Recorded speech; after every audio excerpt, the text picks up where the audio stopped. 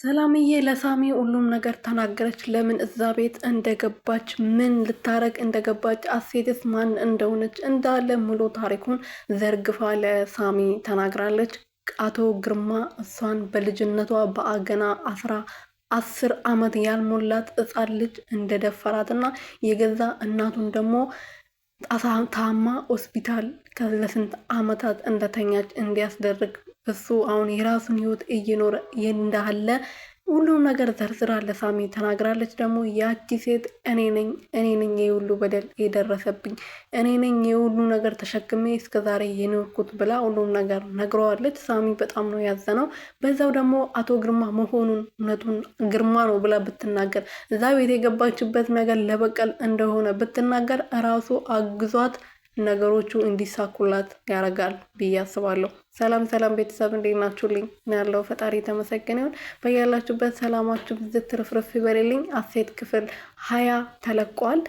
ክፍል 20 ላይ እንግዲህ ክፍል 19 ላይ አሴትዬ ለሳሚ ሁሉም ነገር ለመናገር ወስናለች። ታሪኳን ለምን እዛ ቤት እንደገባች ሁሉም ነገር ነግሯለች። ሳሚ እንግዲህ ምንድን ነው ብሎ ሲጠይቃት ሰላም እንደዚህ ነበር በልጅነቴ እናቴ የኔ አባት ከሞተ በኋላ ሌላ ወንድ አግብታ ትኖር ነበረ።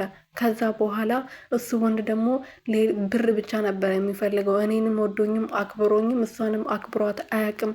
እና እሷ አንድ ድርጅት ውስጥ ነበር የሚሰሩት። ከውጭ ሀገር የሚመጣ መድኃኒት ነበር። ያ መድኃኒት ደግሞ እዚህ ከመጣ የሰው ነፍስ የሚያጠፋ መድኃኒት ነበር። እሱ እኔ ፈርሜለት እናቴ ፈርማለት እንዲያመጣ ነበር የፈለገው። ግን እናቴ አልፈርም ስትል እሷን ለማናደድ ብሎ እኔ ገና 8 ዓመት ነው ምናምን ላይ እያለው በገዛ እንጀራ አባቴ ተደፍሬያለሁ። ከዛም ደግሞ እናቴ ከተደፈረች ልጇን ከደፈረባት በኋላ ምንድን ነው ያረከው ብሎ ሲጨቃጨቁ እናቴን ገፍትሮ ጥሏት አሁን አልጋ ቁራኛ ሆና ሆስፒታል ናት።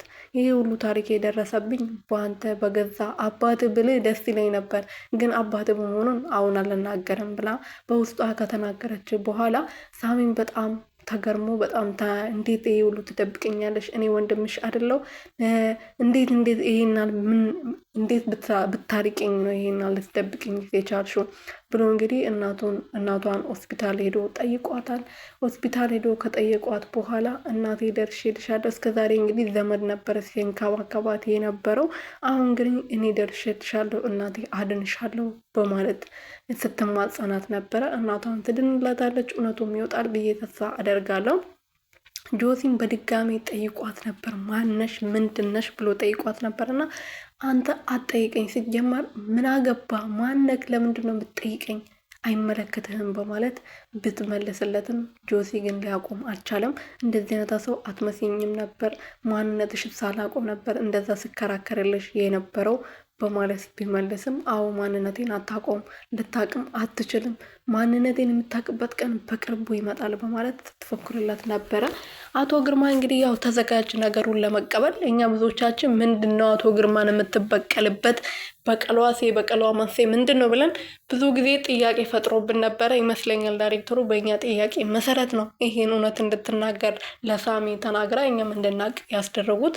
እና ያው ወረቀቱን ካገኘችው በኋላ ይሄ ሁሉ አሁን እሱ እንደዚህ ፈታ ብሎ የሚኖርበት ሀብት ወይም ደግሞ የሰውን ህይወት እያጠፋ የሰውን ህይወት እየገደለ የሰላምንም የእናቷንም ህይወት ያበላሸ ሰውዬ አሁን በነፃነት እየኖረ ይገኛል ማለት ነው። በዛውም አንድ ላይ በድጋሚ ደግሞ ይፈልጋታል። በድጋሚ ከሷ ጋር መተኛት ይፈልጋል። በድጋሚ ሊያገባት ይፈልጋል ማለት ነው። እና በጣም ነው የሚያስጠላው ስታስቡ ራሱ። ከዚህ በፊት በዛ ጥንጥዬ እድሜዋ እንደዛ ሆና ዛሬ ደግሞ እንደዚህ ሲሆን በጣም ነው የሚያስጠላው። ግን ያው ለሁሉም ነገር ደግሞ ሰላምዬ መልስ ትሰጣለች።